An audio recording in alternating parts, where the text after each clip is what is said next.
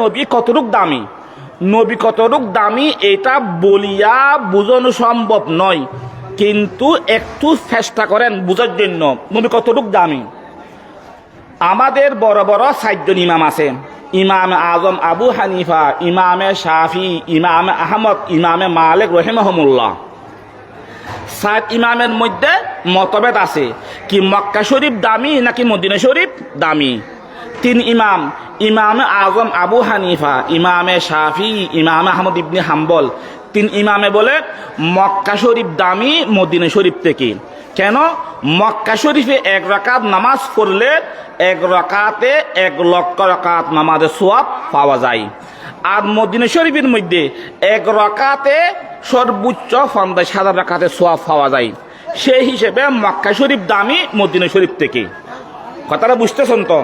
কিন্তু ইমাম মালিক রহমতুল্লাহ আলাইহি বলে যদিও মক্কা শরীফের মধ্যে 1 রাকাতে 1 লক্ষ রাকাত নামাজের সওয়াব পাওয়া যায়, মদিনা শরীফের মধ্যে 1 রাকাতে 50,000 রাকাতের সওয়াব পাওয়া যায়, কিন্তু যেহেতু নবী পড়ছে মদিনার বাগের মধ্যে, সেজন্য মদিনা দামি মক্কা থেকে। তাহলে 3 ইমামে বলে মক্কা শরীফ দামি মদিনা শরীফ থেকে, আর 1 ইমামে বলে মদিনা শরীফ দামি মক্কা শরীফ থেকে।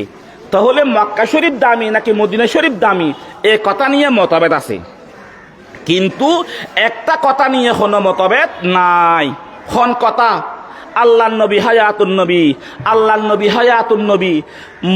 মদিনা শরীফের মধ্যে আল্লাহর নবী যে জায়গার মধ্যে সশরীরে আরাম করতেছেন, নবীর জিসিম মুবারকের সাথে শরীরের সাথে যে মাটিগুলা লেগে আছে, কথাটা খেয়াল করেন, নবীর জিসিম মুবারকের সাথে যে সমস্ত মাটি লাগিয়ে আছে, আগে মাটিগুলোর দাম কতটুকু এটা শুনেন।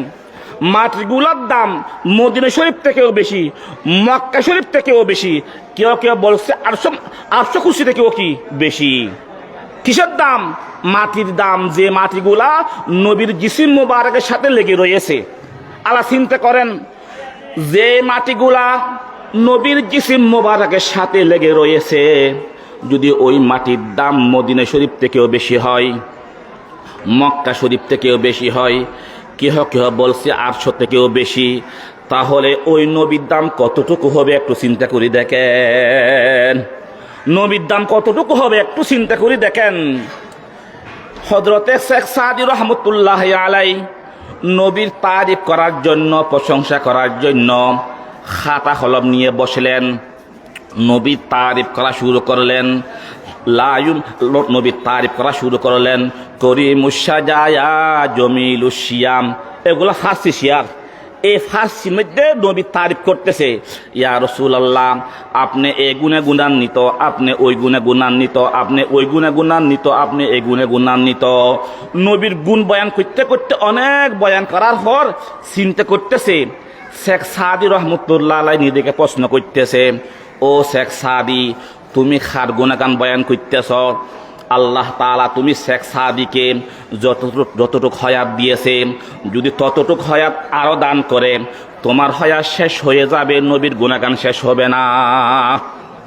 সেজন্য শেখ সাদি রহমতুল্লাহ আলাইহি স্যালান্ডার করতেছেন, লা ইউমকিনু সানাউ কামা কানা হাক্কুহু বাদাস খুদা বুজুরকুতুই কিসায়ে মুখতাসার।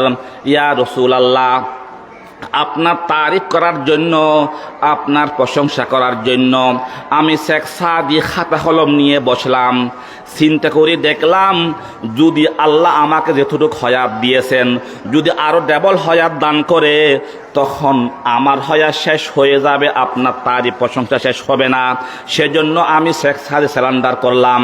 ইয়া রাসূলুল্লাহ আপনার তারিফ করা, আপনার প্রশংসা করিয়া শেষ করা কোনো মানুষের দ্বারাই সম্ভব না, কোনো মানুষের দ্বারাই সম্ভব না। আপনার তারিফ শুধু এতটুকু বলবো, বাদাস খুদা বুজুর্গ তুই কিসায়ে মুখতাসার, আল্লাহর পরে আপনার মর্তবা, আল্লাহর পরে আপনার মর্তবা, আল্লাহর পরে আপনার মর্তবা, বস এতটুকু আপনার তারিফ।